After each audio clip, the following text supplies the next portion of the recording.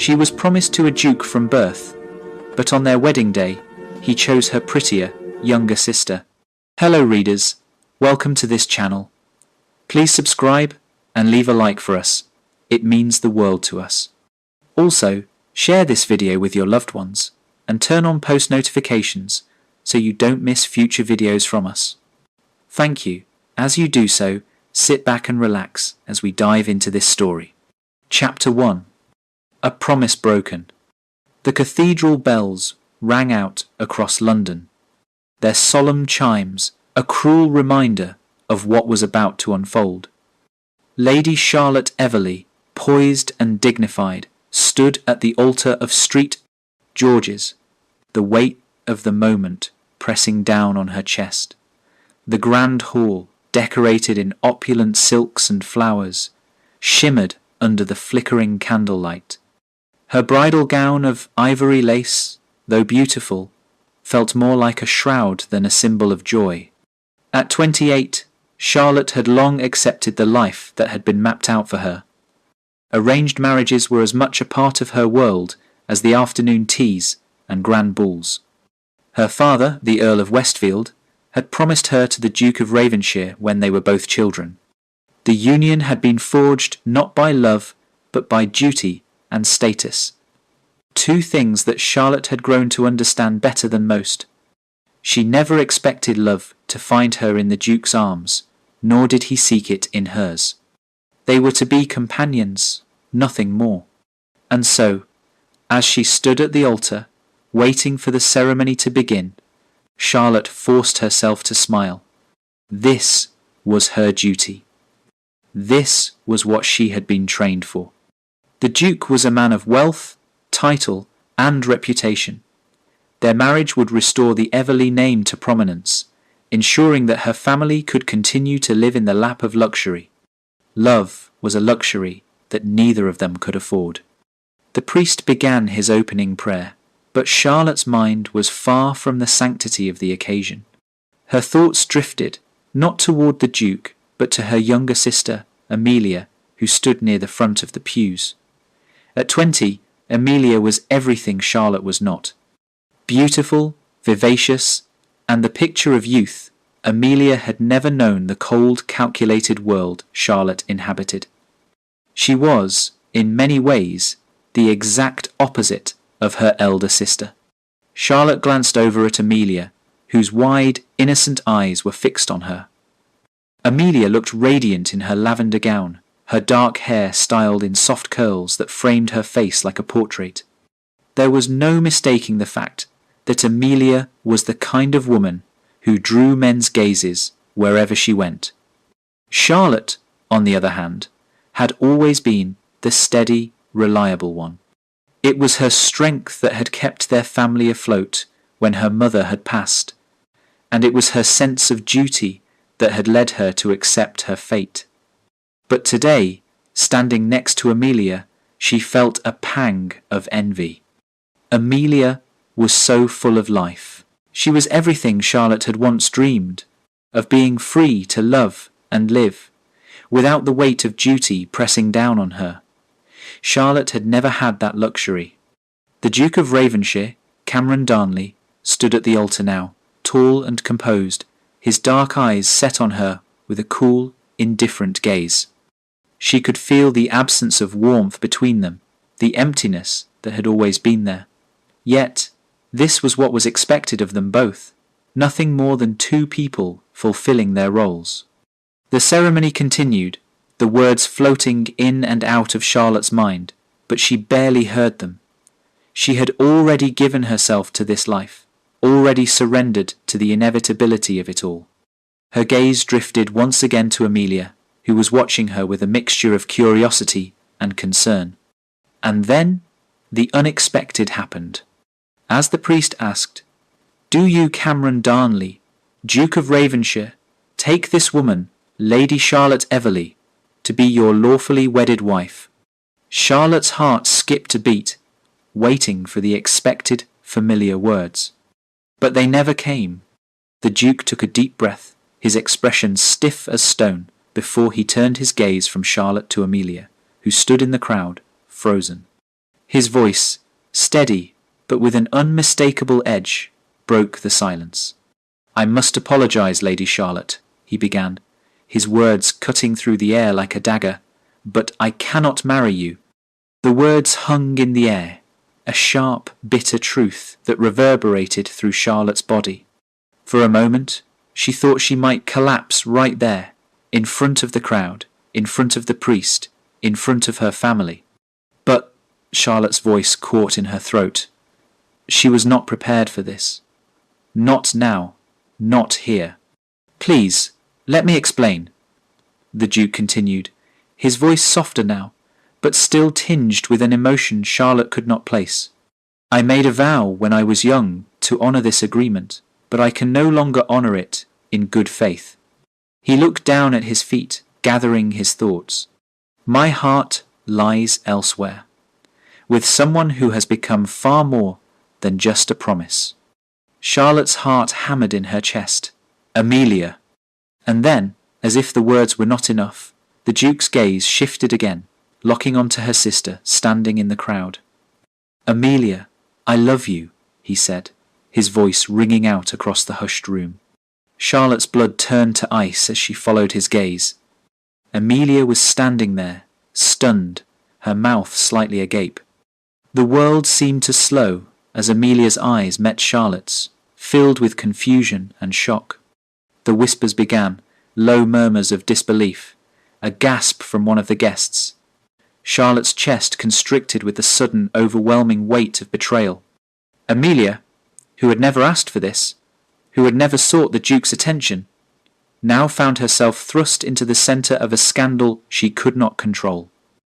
Her face flushed a deep shade of red, her eyes darting between Charlotte and the Duke. She looked like a child caught in a game far too big for her. "Amelia, will you marry me?" The Duke's voice was clear now, unwavering. Charlotte's vision blurred as she tried to steady herself, but the world seemed to spin. Amelia? Her younger sister, the girl who had always been her shadow, her closest friend, now the woman who would take the place Charlotte had prepared for herself since she was a child. Amelia's hands trembled at her sides as the room waited. Charlotte watched her sister, seeing the conflict in her eyes, the overwhelming emotions that threatened to swallow her whole.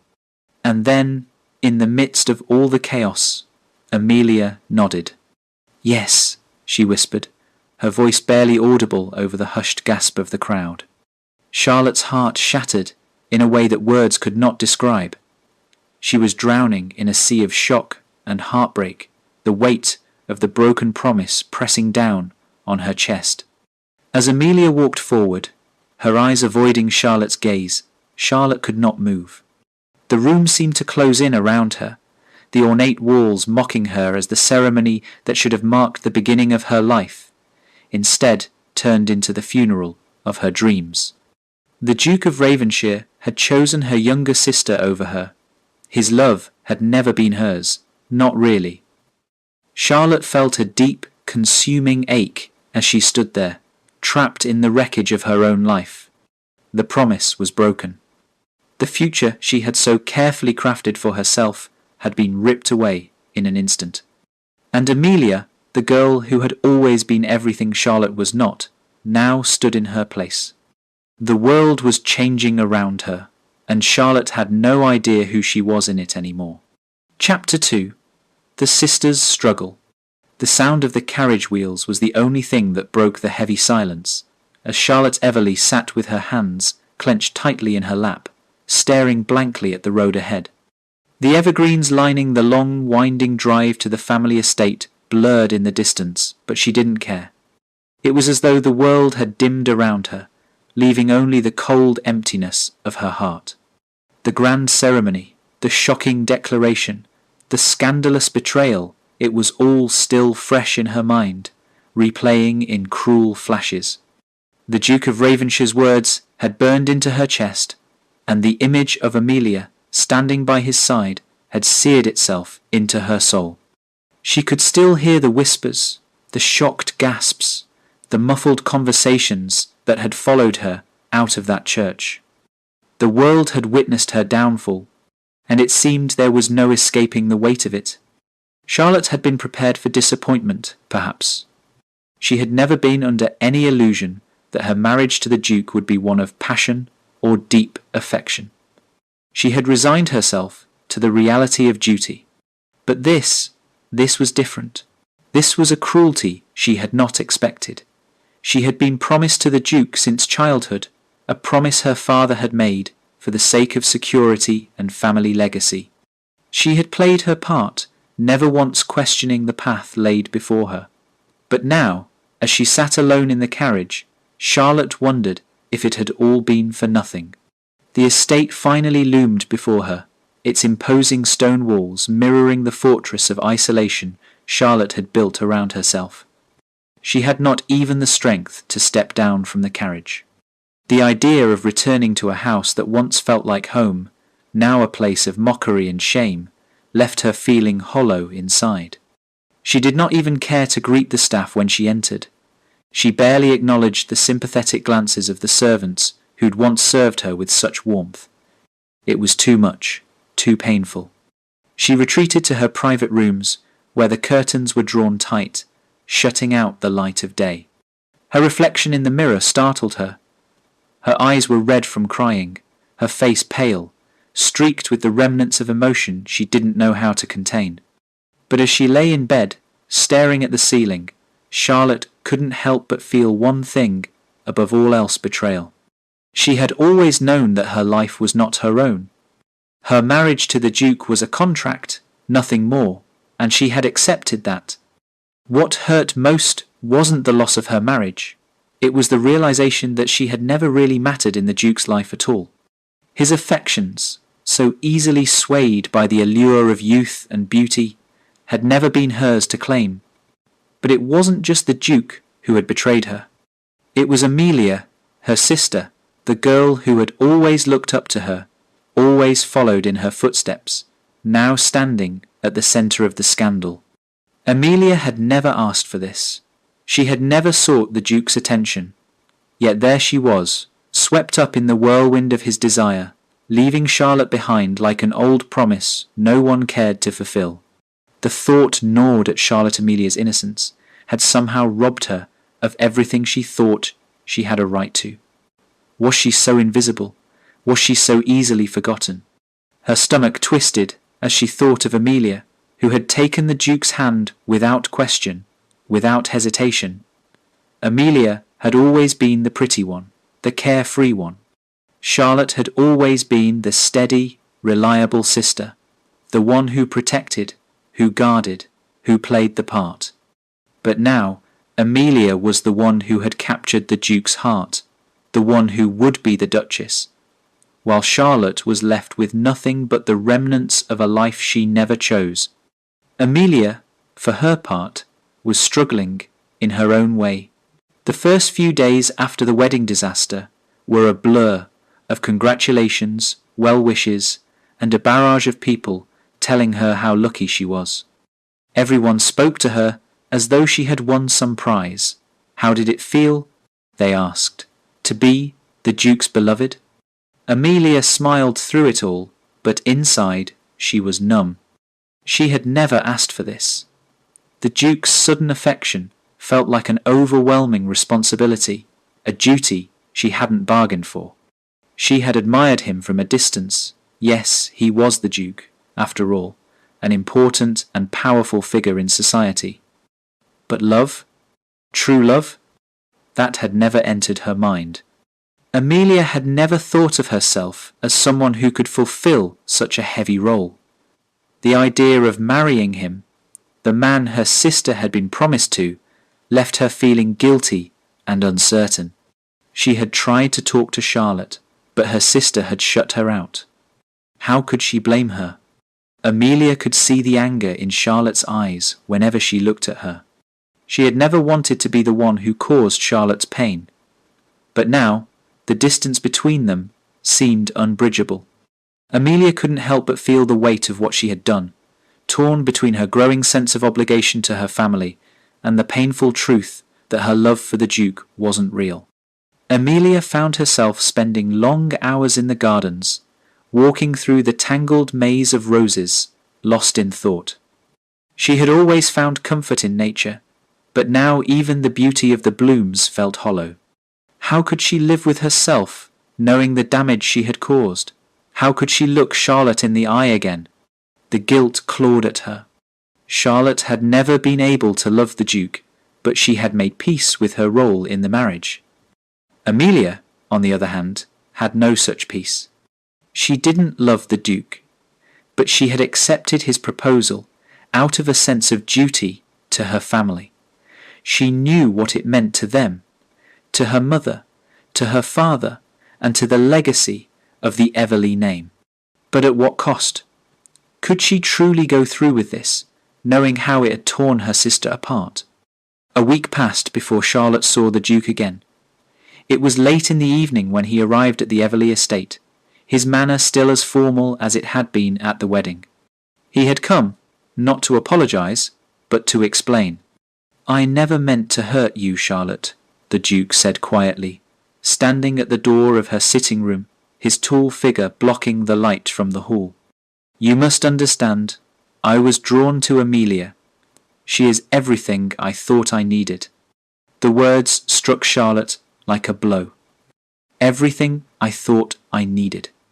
Her breath caught in her throat as she faced him, the man who had once been her promised husband. "And I wasn't?" she asked, her voice colder than she intended. The Duke shifted uncomfortably. "No," he admitted, his eyes downcast. "You were duty. Amelia is different. She brings something out in me that you never could." He paused, his gaze rising to meet hers. "It's not about you, Charlotte. It's about what I need, what I've always needed." Charlotte's heart ached. She wanted to scream, to lash out, to make him understand the depth of her pain. But she was too tired, too broken. She had given him everything, her heart, her duty, her future, and in the end, it had never been enough. "I see," she whispered, her voice small, crushed by the weight of his words. She could feel the walls she had so carefully built around her heart begin to crumble, piece by painful piece. The Duke stepped closer, his voice softer now. "I never wanted to hurt you, Charlotte, but I'm afraid I'm already in too deep with Amelia. I cannot change it. I wish I could." Charlotte's chest tightened. He wasn't sorry. He wasn't even guilty. She swallowed hard. "You've made your choice, and I've made mine," she said, turning her back to him. "I think it's time for you to leave." For a long moment there was silence. Then, with a final, resigned sigh, the Duke left, the door closing softly behind him.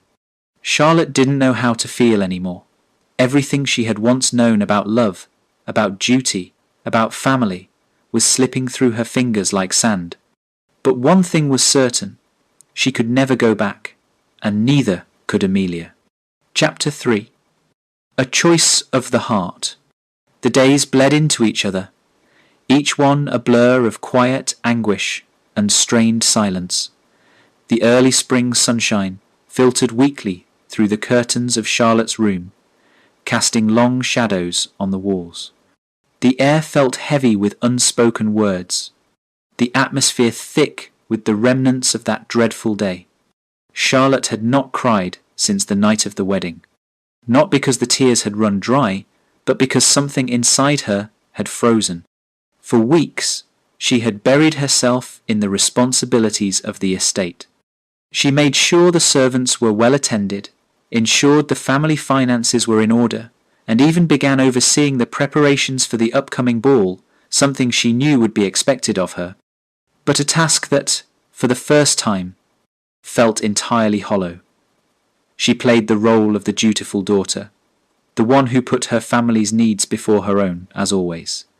But deep down, the bitterness and sorrow that had once consumed her were slowly morphing into something else, a quiet, simmering resolve. She could not go on like this. She could not continue to live in the shadow of a marriage that had never been hers to claim.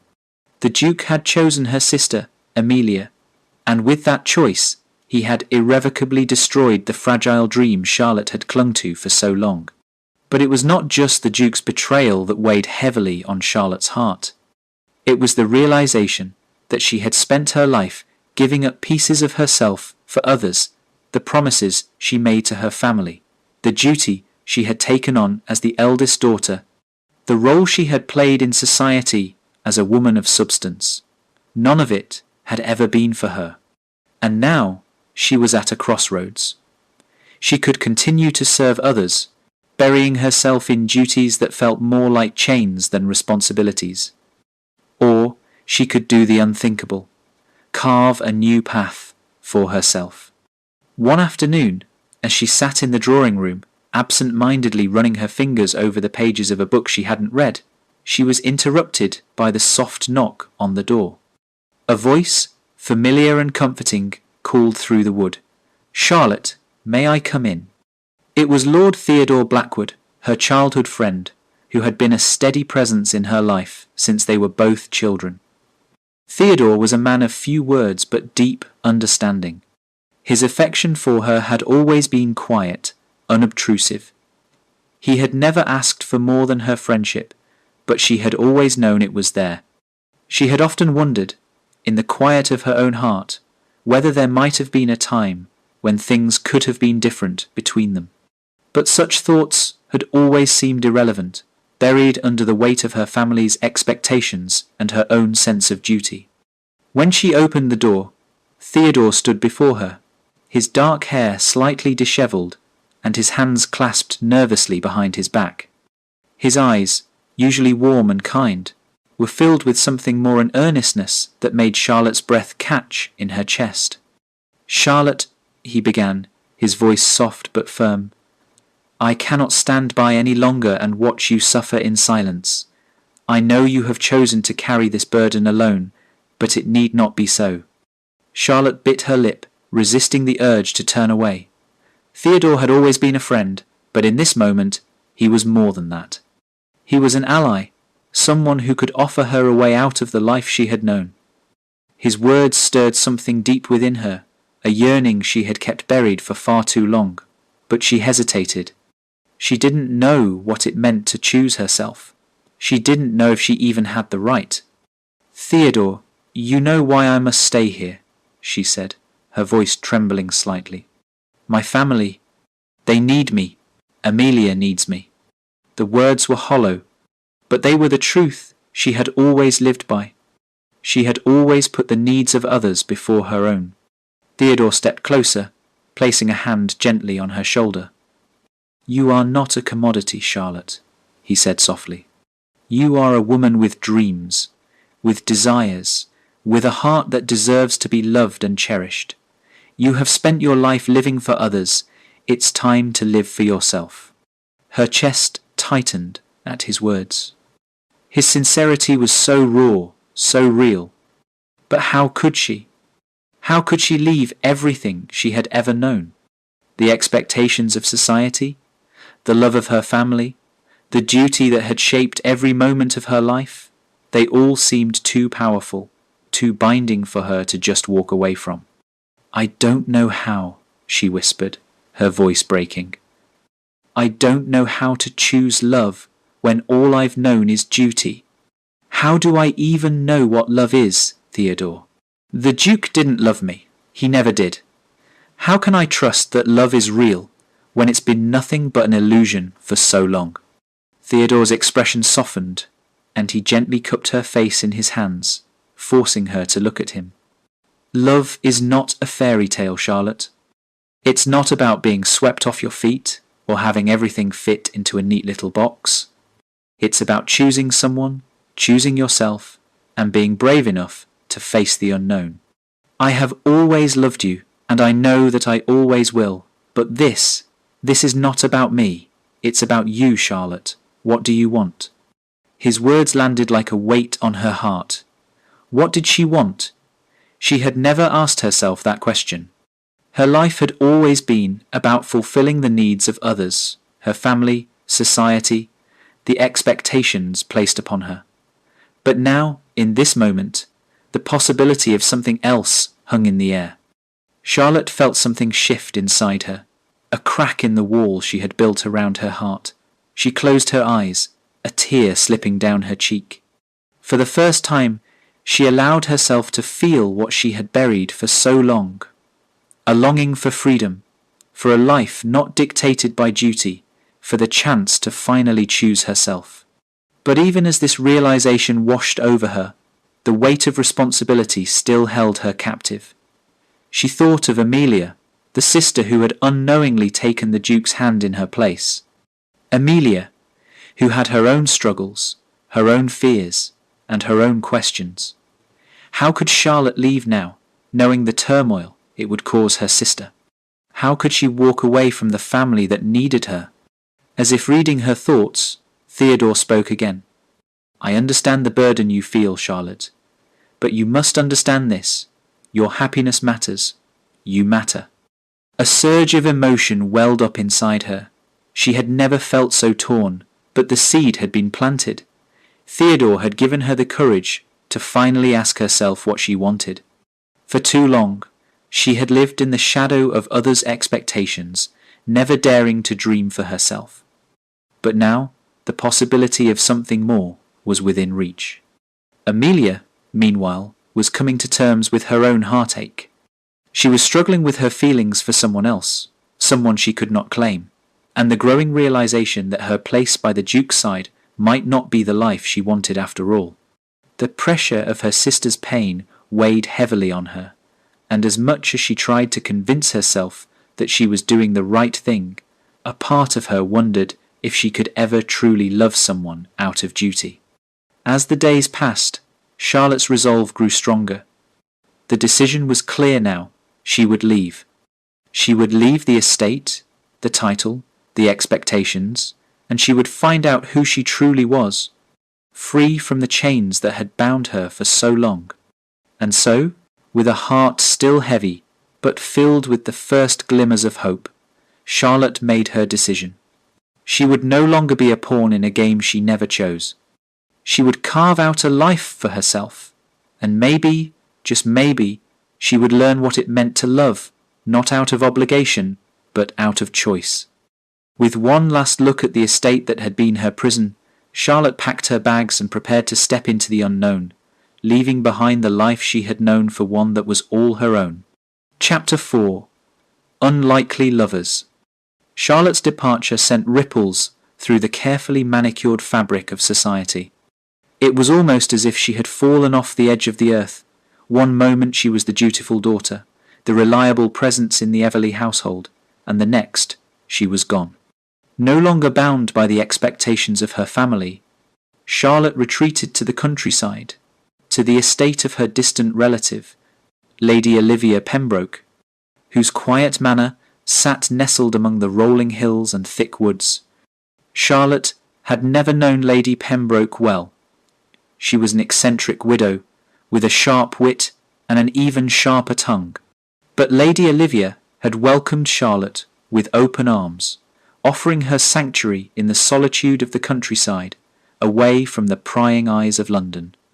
It was here that Charlotte began to rediscover herself, not the woman bound by duty, but the woman who could choose. It was here, too, that she began to understand the painful complexities of love, of choosing love, of learning to trust it again. The days were slower here, but they gave Charlotte the space she had longed for. There was something serene about the countryside, the soft murmuring of the brook that ran through Lady Pembroke's gardens, the rustling of the leaves in the trees, the distant call of birds. It was peaceful in a way that soothed the jagged edges of her soul, but it was also a place where her thoughts could not escape her. The pain of the betrayal, the Duke's decision to choose Amelia over her, still lingered, like a wound that refused to heal. Yet, as time passed, she began to realize something she hadn't been able to admit in the wake of the disaster. She was no longer defined by the Duke's rejection. In her quiet room at Lady Pembroke's manor, Charlotte took up painting, a hobby she had abandoned years ago in favour of family obligations. She had always enjoyed it, But her life had never allowed her to indulge in the freedom of creativity. Now, her days were filled with the hum of the brush against canvas, the mixing of colours, the quiet moments of introspection as she lost herself in her work. She painted landscapes, at first fields of golden wheat, skies at dusk, the rolling hills that stretched beyond the estate. But slowly, her work began to shift. Her brushstrokes grew bolder, her subjects more personal. She painted not just nature, but the very emotions she had kept hidden for so long, the heartbreak, the fear, the yearning for something more. But it wasn't just painting that gave her solace. It was Lord Theodore Blackwood. Theodore had always been a part of Charlotte's life, though only in the background. He was the childhood friend, the quiet figure who had never made his feelings for her known, never demanded anything from her. He had always been there, an ever-present shadow, a steady hand when she needed someone to lean on. His affection for her had never been a grand gesture. It had always been simple, honest, and true. But since Charlotte's departure from London, Theodore had become something more. He had become her confidant, her friend, her pillar of support in a world that had been upended. Theodore, too, had always believed in duty. But as he spent more time with Charlotte, he began to see the flaws in his own thinking. His feelings for her had always been buried deep, but now, in the quiet of the countryside, with Charlotte finally free to be herself, Theodore saw the woman who had always been beneath the surface strong, capable, and, most of all, kind. She had a heart that had been broken, yes, but it was not shattered. There was still hope in her, still the possibility of something more. It wasn't long before Theodore began to reveal more of himself to her too. His gentle nature, which had always been there, now showed a more vulnerable side. He confessed his own doubts, his own struggles with what society expected of him, and his fear of never being able to break free of those expectations. He had always been the dutiful son, the honourable man, the one who never questioned the roles he was given. But in Charlotte's presence, he began to understand the value of breaking free from those constraints of choosing love, of choosing what was real over what was expected. Charlotte, for the first time in her life, began to see the possibility of a love that was not defined by duty or obligation. She had always been so focused on fulfilling her responsibilities that she never truly allowed herself to question what she wanted, what she needed. But Theodore showed her that love didn't have to be perfect. It didn't have to be grand or dramatic. It could be slow, steady, and, most importantly, it could be real. The more time they spent together, the more Charlotte realized how deeply she had come to care for him. It wasn't the kind of love she had once imagined, fated and passionate, but something quieter, more genuine.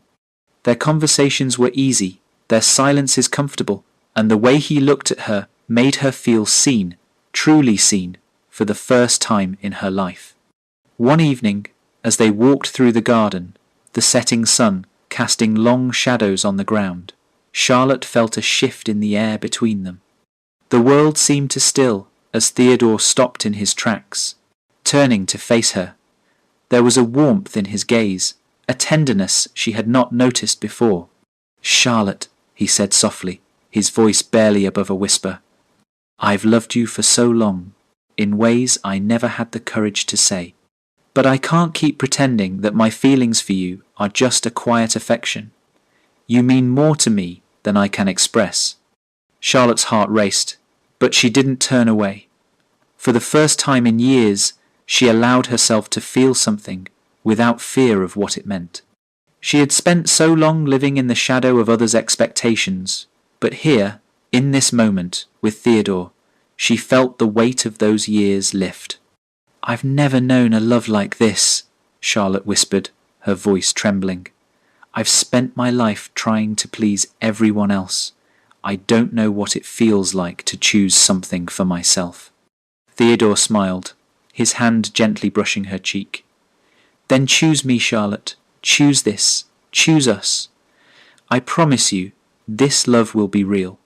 It won't be perfect, but it will be ours. Charlotte took a deep breath, the weight of her past still lingering, but no longer defining her. She had lived for duty, for society, for everyone else, but now, for the first time, she could live for herself.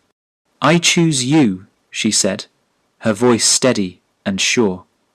"I choose us." And with those words, Theodore pulled her into a tender embrace. There, in the quiet of the garden, surrounded by the warmth of the fading sun, Charlotte finally allowed herself to feel what it was like to be loved, not out of obligation, but out of choice. Meanwhile, back at the Everleigh estate, Amelia was beginning to realize the cracks in her own facade.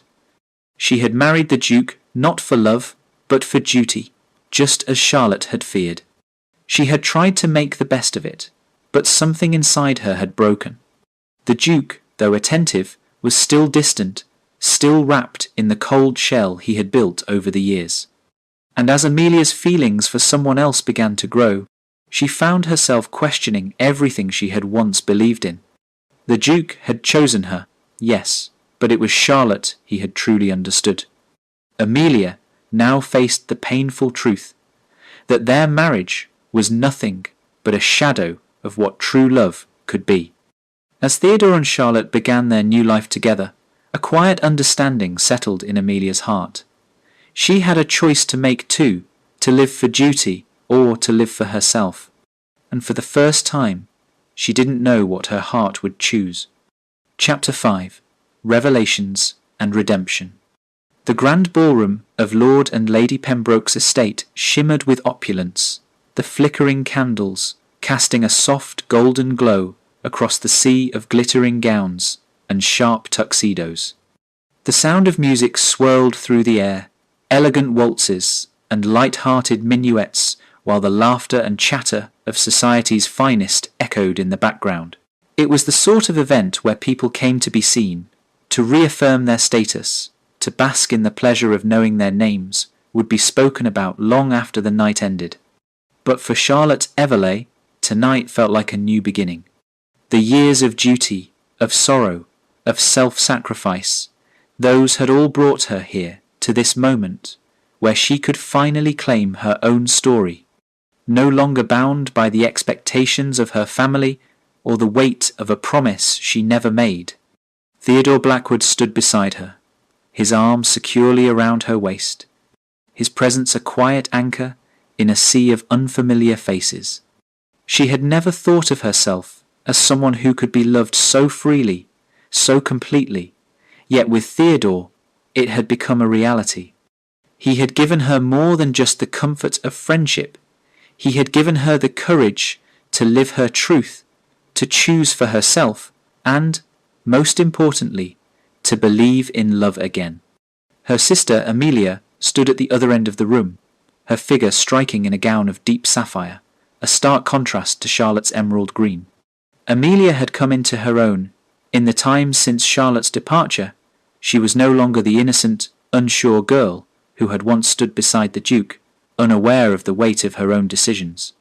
Charlotte's gaze met Amelia's, and the distance between them felt like both an ocean and a mere step. The past had shaped them both, but it was time to let go of the old narrative that had tied them together: competition, rivalry, and betrayal. Now, both women stood on the threshold of new beginnings, different, but perhaps more whole than they had been before. Amelia's eyes softened when she caught Charlotte's gaze. She had changed too, no longer the bright-eyed girl who had once been swept into the Duke's world. In the months since Charlotte had left, Amelia had come to realize the depth of her own heart, the feelings that had been clouded by duty and expectation. She was no longer the woman who had acted out of obligation. Her heart had finally led her to a place where she could choose a love that was real, not one based on titles or family traditions. Charlotte moved toward her, the crowd parting around them as the two sisters slowly, almost hesitantly, made their way toward one another. There were no words at first, only the heavy, emotional silence of two women who had endured their own battles, who had been forced to face the same devastating reality, but had taken very different paths. The tension in the air was palpable, as if society itself was holding its breath, waiting for the moment of reconciliation or confrontation. "Charlotte," Amelia finally whispered, her voice catching with emotion. "I'm so sorry." Charlotte looked at her sister, the words coming out more naturally than she had expected. "You don't need to apologize, Amelia. I understand now. I did not know what I wanted either. I lived my life in a cage of my own making, and you—" Charlotte paused, her heart still heavy, but lighter than it had ever been before. "You were just doing what was expected of you, too." Amelia nodded, her eyes glistening with unshed tears. "I thought I was doing the right thing, but I was wrong. I never wanted to hurt you, Charlotte. I couldn't see it at the time, but I was trying to make a life for myself in a way that made no sense." She glanced around the room, her voice barely above a whisper. "I thought I could love him, but I couldn't. Not really." Charlotte's heart ached for her sister. The Duke had never been the man he portrayed himself to be, and Amelia had been a casualty of his own selfishness, just as Charlotte had been. "You deserve more than duty, Amelia," Charlotte said, her voice firm. "We both do. We always have." For the first time in years, they embraced no longer the rivals they once were, but two women who had both struggled and suffered, each finding the strength to move forward. They stood there for a long moment, in the warmth of the ballroom, but in their own private world of healing and forgiveness. And then the Duke appeared. His tall frame cut through the crowd with an air of authority that he had never quite shed, but there was something different about him tonight. His expression was one of resignation, of regret. Perhaps, finally, he had come to terms with his own decisions, with the selfishness that had driven him to tear apart the lives of two sisters. He approached Charlotte first, his eyes searching hers, as if trying to find the pieces of their past that could still be salvaged. "Charlotte," he began, his voice low, "I've come to realize that I never truly knew what love was. I chose the easy path, the one that looked right on paper. But I was wrong. I never wanted to hurt you. No," Charlotte interrupted, her voice steady. "You wanted what you wanted, and you took it without considering anyone else. I'm not angry with you, but I am no longer a part of your life. I've chosen my own path now, and it's not one that includes you." The Duke's face fell, the weight of her words crashing down on him. For a moment, he seemed like the man who had first asked for her hand, uncertain, regretful, and now completely aware of the consequences of his actions. But the truth was, it was too late. Charlotte had found herself, and she had no intention of going back to a life that had never been hers to live. The Duke's gaze shifted to Amelia, who stood beside Charlotte, her eyes filled with a mix of sorrow and newfound strength. "Amelia," he said, his voice softer now, "I have made a terrible mess of things, and I understand if you can't forgive me." Amelia's shoulders straightened, her chin lifting with newfound resolve. "You took my choice away from me, Duke, but that's something I can never forget." She took a breath, her voice firmer now. "I don't hate you, but I don't love you either. Not in the way you thought I did." The Duke looked between the two women, his face contorting with the bitter realization that he had lost everything: his title, his status, and, most painfully, the chance for something real. "Goodbye, Your Grace," Charlotte said, her voice steady. "I hope you find what you're looking for, but I won't be part of your story anymore." With a final glance, the Duke turned and walked away, leaving the two sisters standing together, stronger than before. As the night unfolded, the ball continued in its glimmering splendor, but Charlotte and Amelia no longer felt like mere spectators. They were participants in their own lives now, choosing happiness over obligation, love over fear. Theodore found Charlotte again, her hand slipping into his as they danced together. A slow, simple waltz. There was no need for grand declarations, no need for words. They had both already made their choice. "We've come full circle, haven't we?" Theodore whispered, his gaze soft. Charlotte nodded, her heart full. "Yes, and this time I'm choosing a life I want, not one that's been dictated for me." The night ended not with the usual rumours and gossip that followed the departure of every high society couple, but with a quiet sense of fulfilment. The Duke's attempts at redemption had come too late, but for Charlotte and Amelia there was no need for him any more. Their future was theirs to define.